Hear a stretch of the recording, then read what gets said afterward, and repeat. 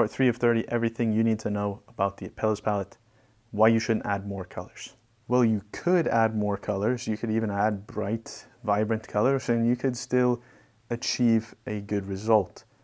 But why would you do that? That really defeats the whole purpose of the palette. You would just be making things more complicated for yourself.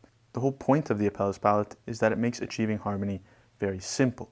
So the beauty of using the palette is in the simplicity itself. The colors on the palette are there for a reason. They work well together specifically because they can be mixed into such a wide variety and still maintain a harmonious feeling. So if you add a bright blue or even just a burnt umber, for example, you're suddenly changing the overall feeling of the colors and, more importantly, what is necessary in terms of the steps you take to get a harmonious result. Now, I'm not saying that just using this palette will give you better results, but in my view, this is going to give you the simplest path to get to the best results possible.